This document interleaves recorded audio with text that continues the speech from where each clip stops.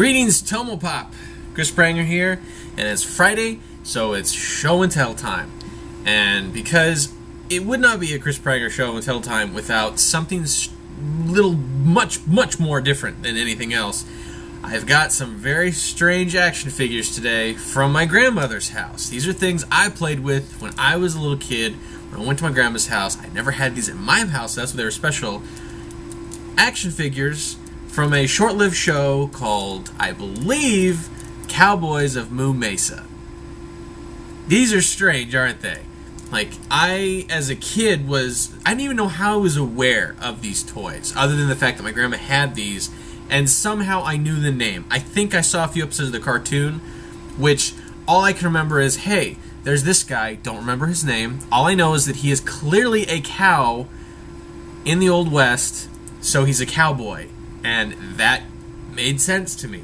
He's a sheriff with the sheriff badge and everything. He's got the cool hat. Whatever. I'm assuming that it was one of those type of anthropomorphized shows that was trying to catch on to Ninja Turtle popularity. According to these are copyright 1991 by R.E.B. Inc. I have no idea what that is, but they were distributed by Hasbro. So, technically Hasbro. No, not technically. These are Hasbro. As I said, I did not own these. My grandma owned these. I have no clue where she got them. My assumption is she probably found them at a garage sale, because that's something my grandma did all the time. She would come back from a garage sale with stuff, and I luckily got to take advantage of it, which was really cool. So, my favorite part about these, and this is kind of a really strange thing to really like about a toy. It has holsters for the gun. Like, this specific figure has two holsters for these little blue guns. And I don't know why I loved so much that they fit perfectly in there. Like, that, I can't, like, quantify in words how enjoyable the feeling was to be able to pull these out of the holsters, put them perfectly into the hand, and have them stay with zero difficulty. I mean, these hands were perfectly articulated for just these little revolvers. And that was cool. They didn't matter they're blue. I mean, that was kind of cool they're blue. Perfectly held, right at the pew-pew shoot-'em-up, height. And it was clearly something they put into a lot of toys. This is a buffalo. I am sure this is a buffalo. I do not know his name. My guess is his name was Buffalo Bill. I'm going to make that guess. Like, I could almost guarantee that his name was Buffalo Bill. If it was not, and you know this character's name, wow, is all I can say to you. I know he had a whip, because he had a hand that was built to hold a whip, so he has his little whip toy. I'm also amazed that my grandma was able to find these with accessories to them. That's hard enough. Finding just an action figure at a garage sale is hard enough that when it's a good one. Finding one with the accessories still, that's near impossible. But you can see, like, it was a standard to try to have the gun hands on these. I'm sure he must have had a gun in addition. I never saw it. Here's another one. I always said this guy was a bad guy because it looks like he's got to be a villain, but he's got a sheriff's badge as well, so I really have no clue.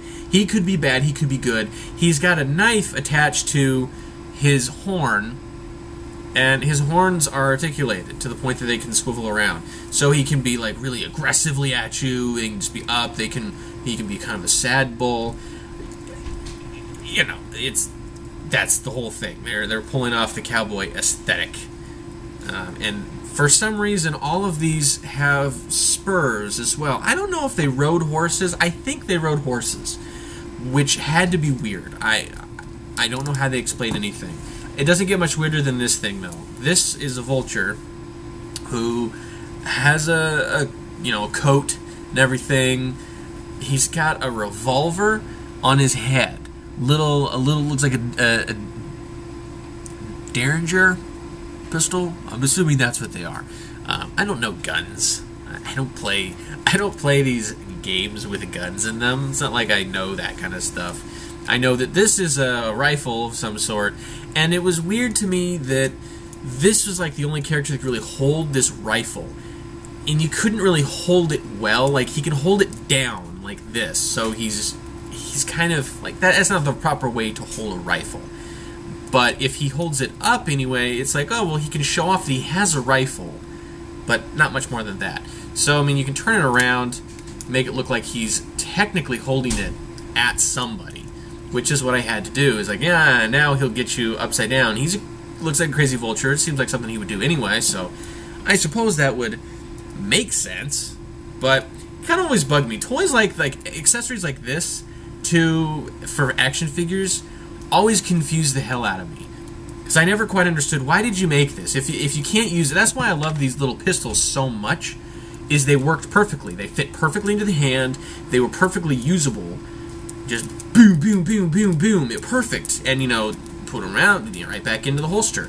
These were perfect accessories. These are some of the most perfect accessories I've seen, and fairly well-crafted guns as it is. For being a blue chunk of plastic, these were pretty well made, which made me curious why this turned up as well, or why there wasn't a figure that could really hold it. I mean, you can't actually hold this gun in any of the characters' hands. It just does not work.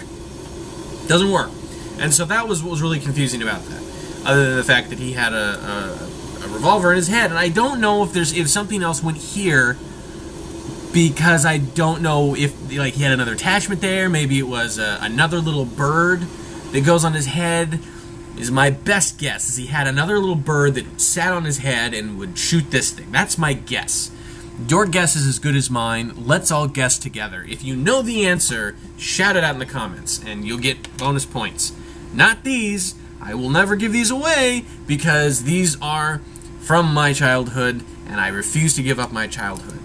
So, for a reference point, here is my mutating Michelangelo action figure, possibly something for another day to talk about. Ninja Turtles are coming. I have a ton. Those are another show and tell. Way down the line, maybe around my birthday, around late November. So tune in then for Ninja Turtles. Mutating Michelangelo, this is about the size of a standard Ninja Turtle action figure in comparison to the Cowboys from Moo Mesa. You know, these are short. These are on the short side. I'm saying these are probably about the height of a G.I. Joe, but super thick. Like, their thickness suggests they should be in a toy line of this size. But their short stature, even the larger ones like a bull, short. These guys are short. So standard kind of size, which this is like the standard size for a lot of things, for what I understood. Which I'm guessing is 5.5 inches. You know it. You put it in the comments. That's what you're there for. Here's for reference. Here is Beast, who I reference many times on in some of my articles for people I need. He needs challengers because he loves me and he needs to fight for my love. He knows it. So, a standard Marvel Legend, which this is kind of the standard action figure now in my eyes.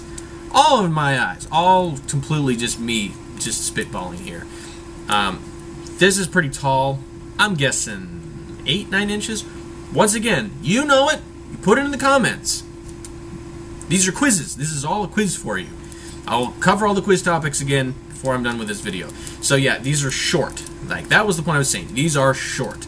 And they are articulated in kind of wonky ways. Like, they're very, very stable toys because they have just a solid base. Flat stance. They're very, very well grounded. Like, I can just plant these and they stay because they're so low to the ground and dispersed, which is kind of cool. Like, these could stand on carpet, which was a big deal for me since I always dealt with carpet. So toys that could stand on carpet were cool. Usually the only way you could get that was to have a really wide stance or really flat-footed figure. These were just low to the ground and completely flat. They could all swivel at the mid-joint here at the waist, and they had their arms go up and down, and their heads could move. So that was the all articulation. 1, 2, 3, 4. 4 pieces of articulation. Not too bad, but their arms were not very... Like, this guy, the main one, let's give him a name in the meantime. Rusty. I like the name Rusty. Are we feeling Rusty? Okay, Sheriff Rusty here. His arms couldn't really... they couldn't move past these holsters. As much as I love the holsters, they kept him from being able to move his arms. So he always had to swivel back, which worked because it's like, haha, I'm pulling a gun from. This is weird. It worked. It worked. I was a kid. It worked. Hell, it's a cowboy who is a literal cow. We're not gonna get picky. So all it came down to was gunfights. He always had the guns. Sometimes he got to hold a gun. Sometimes he got to hold a gun. Don't know the name as well. Beaky, I think I'm going to go with Beaky the bad guy, who has a tombstone as a belt buckle.